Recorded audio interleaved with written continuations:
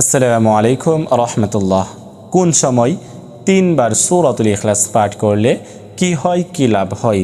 আমরা 99% মানুষ এই সম্পর্কে জানে না, আমল করতে পারে না।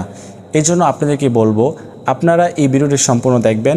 এই ভিডিওটি ছোট হবে, খুবই ছোট হবে। আপনাদেরকে খুব সহজেই শিখিয়ে দেওয়ার চেষ্টা করব। আপনারা ধৈর্য সহকারে এই ভিডিওটির সাথে থাকেন। সম্মানিত দর্শক, এই আমলটি আপনারা কিভাবে করবেন, কখন করবেন, করলে কি লাভ হবে, এই নিয়ে বিস্তারিত আলোচনা করব। আর যারা এই চ্যানেল নতুন আসছেন, এখনও পর্যন্ত চ্যানেলটি সাবস্ক্রাইব করেন নাই, অবশ্যই চ্যানেলটি সাবস্ক্রাইব করে পাশে থাকবেন। এই চ্যানেলে আরও নতুন নতুন ভিডিও আসবে ইনশাআল্লাহ। আর যারা এই আমলটি করবেন তারা অবশ্যই আমাকে কমেন্ট করবেন। আপনাদের কমেন্ট দেখে আমি আল্লাহ তাআলার কাছে দোয়া করব, যাতে করে আল্লাহ তাআলা আপনাদের মনের আশাগুলো পূরণ করে দেন।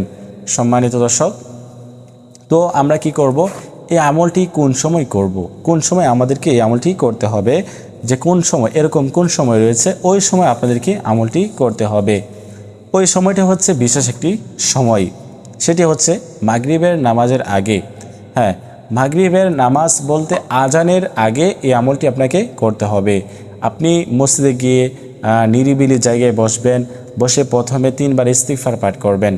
আস্তাগফিরুল্লাহ আস্তাগফিরুল্লাহ আস্তাগফিরুল্লাহ, তারপরে 3 বার দুরূদ শরীফ পাঠ করবেন। যেই দুরূদ শরীফ আমরা নামাজের মধ্যে পড়ে থাকি, দুরূদ ইব্রাহিম, আল্লাহুম্মা সাল্লি আলা মুহাম্মাদিন ওয়া আলা আলি মুহাম্মাদ কামা সাল্লাইতা আলা ইব্রাহিম ওয়া আলা আলি ইব্রাহিম ইন্নাকা হামিদুম মাজিদ। আল্লাহুম্মা বারিক আলা মুহাম্মাদিন ওয়া আলা আলি মুহাম্মাদ كما باركت على إبراهيم وعلى آل إبراهيم إنك حميد مجيد।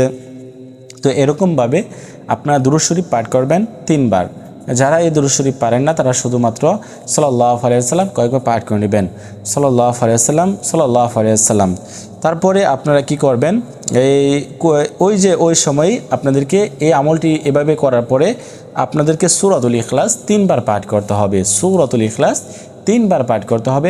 আউযু বিল্লাহ, বিসমিল্লাহ শহীদ, আউযু বিল্লাহি মিনাশ শাইতানির রাজিম, বিসমিল্লাহির রহমানির রহিম, কুল হুয়াল্লাহু আহাদ, আল্লাহুস সামাদ, লাম ইয়ালিদ ওয়া লাম ইউলাদ ওয়া লাম ইয়াকুল লাহু কুফুয়ান আহাদ, বিসমিল্লাহির রহমানির রহিম, কুল হুয়াল্লাহু আহাদ, আল্লাহুস সামাদ, লাম ইয়ালিদ ওয়া লাম ইউলাদ ওয়া লাম ইয়াকুল লাহু কুফুয়ান আহাদ।